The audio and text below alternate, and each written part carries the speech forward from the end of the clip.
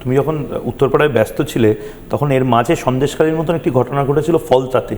ফলতার মায়েরা যেভাবে রাস্তায় নেমে পড়েছিল এই জাহাঙ্গীরের বিরুদ্ধে, এই জাহাঙ্গীরদের বা অভিষেক বন্দ্যোপাধ্যায়, এখন এই যে ফলতার পার্টি অফিস দখল হয়ে যাওয়ার অভিযোগ হচ্ছে, অত্যন্ত খারাপ।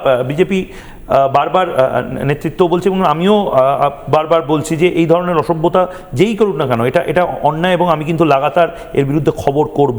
সুতরাং কেউ ভাববেন না যে বৈপ্লবিক একটা কাজ করছেন অন্য কোনো দলের পার্টি অফিস ভেঙে। কিন্তু আমি ধরে নিচ্ছি যে এই সেই পার্টি অফিস দখল নেওয়ার সময় সর্বপ্রথম তো অভিষেক বন্দ্যোপাধ্যায়ের মাঠে নেমে তৃণমূল কর্মীদের পাশে থাকার কথা, পাশে থাকছে বিজেপির বিধায়করা, তারা বলছে কনফিডেন্স বিল্ডিং করছে যে না আপনারা পার্টি অফিস খুলুন, আপনারা থাকুন ইত্যাদি। না দেখো ময়ূক, আমাদের কালকে সুস্পষ্ট নির্দেশ গেছে, শুভেন্দুবাবুর সঙ্গে রাতে কথা হয়েছে, উনিও একটাই কথা বলেছেন যে দেখুন আমাদের ছেলেদের আবেগ নিয়ন্ত্রণ করতে হবে, বিজয় উৎসব পালন করুক, কারণ কিন্তু একটা যেন আক্রমণ না হয়, কারণ তৃণমূল মমতা ব্যানার্জি তৈরি করেছেন এবং ভারতীয় জনতা পার্টি ডক্টর শ্যামাপ্রসাদ মুখার্জির সৃষ্টি।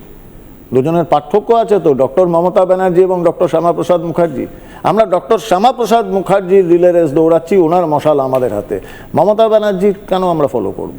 এবং আমি ব্যক্তিগতভাবে আমার উত্তরপাড়া বিধানসভায় 4টে মণ্ডল প্রেসিডেন্টকে আমি লিখিত জানিয়েছি, সমস্ত কার্যকর্তাদের, পুলিশকে নিজে ফোন করে বলেছি আমি আইসিকে এবং ওখানকার এসিপিকে, যে যদি কোনো এরকম ভাঙচুরে ঘটনা ঘটে, সে আপনি রং দেখবেন না রাজনীতি দেখবেন, আপনি সোজা অ্যারেস্ট করে ভেতরে ঢোকাবেন এবং আমাকে ফোন করবেন না, আর আমার কাছ থেকেও কোনো ফোন যাবে না, কারোর কাছ থেকে ফোন গেলে আমার কথা বলবেন যে আমার সঙ্গে কথা বলতে।